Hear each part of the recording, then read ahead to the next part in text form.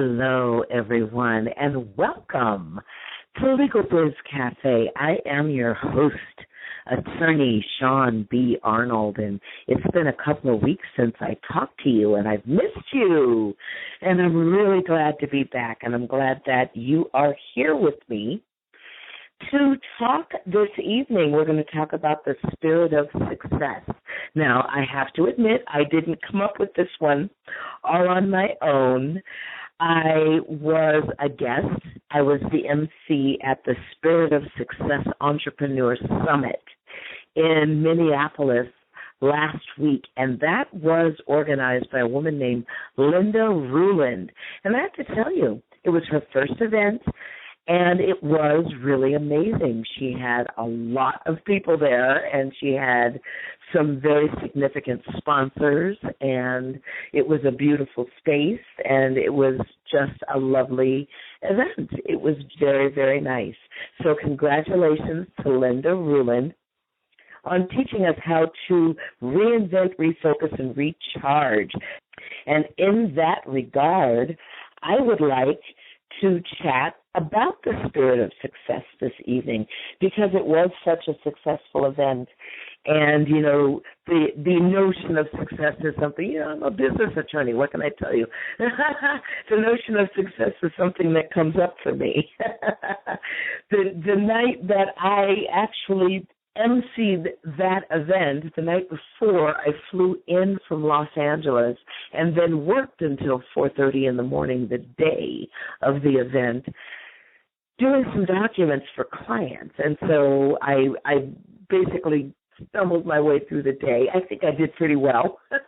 And then I slept on the entire plane ride home.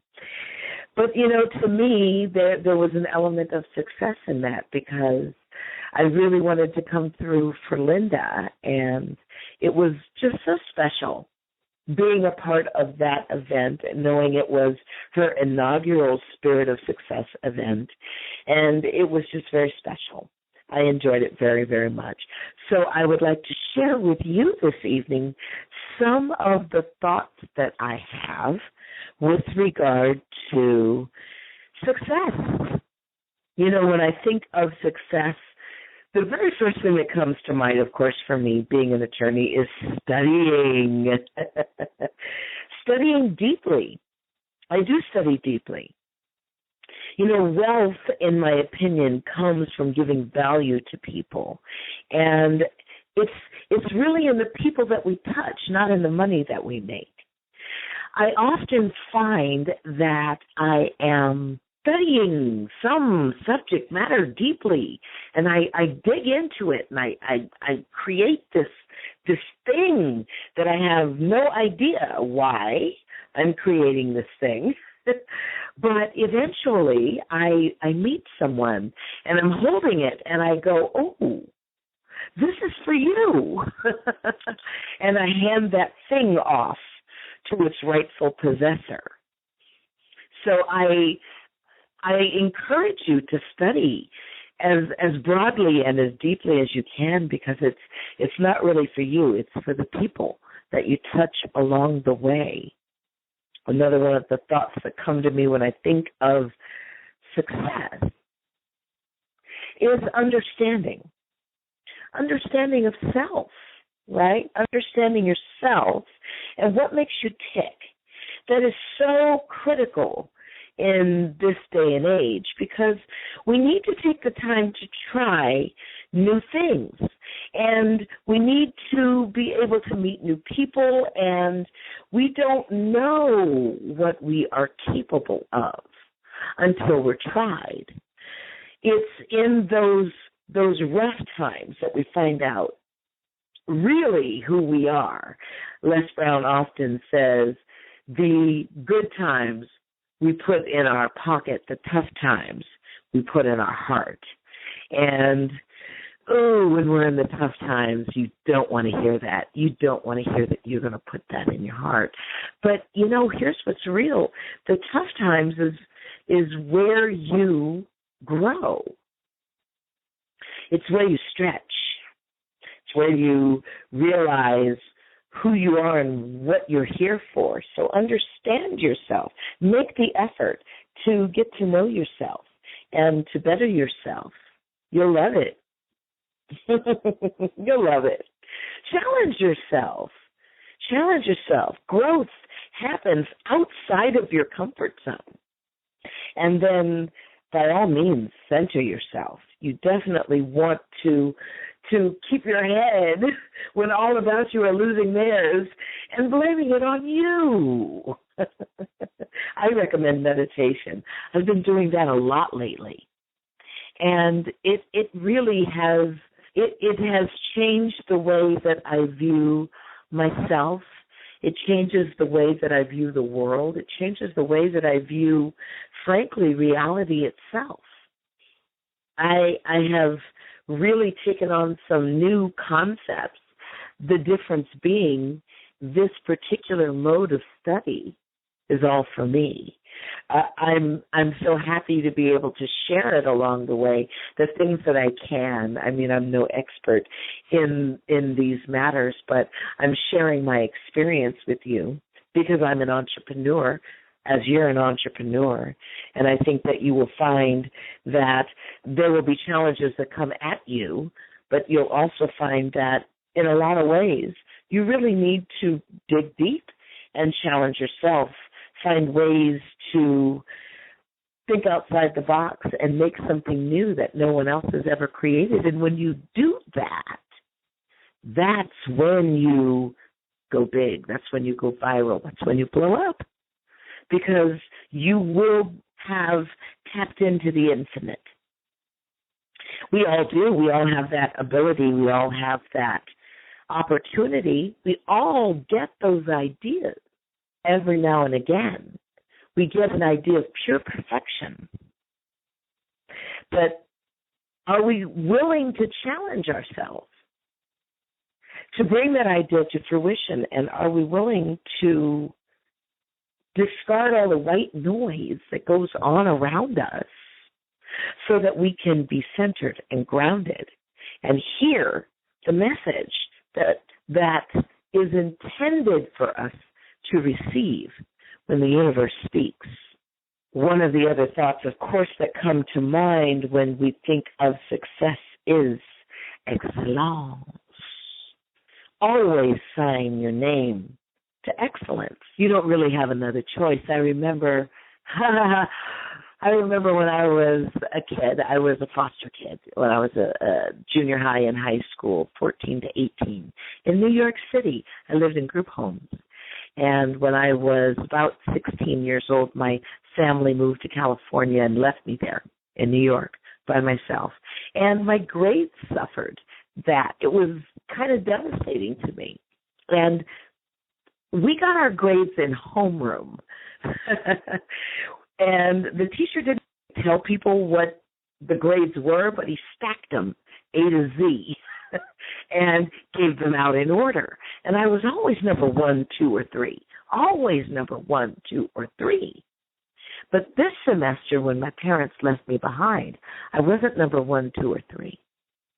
I wasn't even 4, 5, or 6, or 7, or 8, or 9, or 10. I was deep, deep, deep down in the pile. And it was really kind of unsettling. The funny thing is that it was unsettling for more than just me. It was unsettling to the entire class. There was like a quantum shift in the class. And it was the first time that I ever realized in my life that people were watching me. A young girl, I'll never forget her. Her name was Eleanor Rodriguez. I'll never forget her. She looked at me with such disappointment in her eyes. She shook her head and she said softly, "Shaune changed." I wanted to scream, "No, I didn't. I just had a tough time. I'll get it back. I will." But I knew that there was no use, that there was no point. She had made up her mind. I was a write-off to her. To this day, Eleanor Rodriguez has absolutely no idea that she was instrumental in my getting myself back together. and getting those grades back up there, I just kept seeing those eyes, the disappointment on her face, and the realization in my heart just vibrated that people were watching. And not that it mattered in an ego sense what I did and that they saw it, but that they were setting their bar by my bar, and that it was a sense of community. And I had breached that sense of community when I slid way down to the middle of the class. They said, the boozers and the losers, get back up there where you belong. You're upsetting the balance of things. So, see, it was necessary that I sign my name to excellence because that helped. It just helped the general order of things. Always hold yourself to a higher standard. I have some students I'm teaching university, and some of the students I had to really coax along in their writing. And I had to show them that they need to hold themselves to a higher standard. And it didn't matter whether I was going to grade the essays or not. It didn't matter how closely I was going to grade the essays. The only thing that mattered is they had a certain standard that they needed to hit. That was all about signing their name to excellence. So don't worry about it if a professor doesn't even read the essays. And you shouldn't go through that transition of getting to know one professor versus another and whether this one is going to grade you really hard on your essays and that one won't. You should be turning in excellent essays to everyone every time. Hold yourself to a higher standard. That's not for the people around you. That one's just for you. But have strength. Maintain your strength. Be tinsel. Be flexible because you don't want to break, but you do want to be strong. You want to be strong for yourself and for the people that you love. You want to know their passions and their goals and their desires so that you can support them the way that they're supporting you. Hold the space for them and be a beacon of light for them, and they will be that beacon of light for you. That sounds like the spirit of success to me.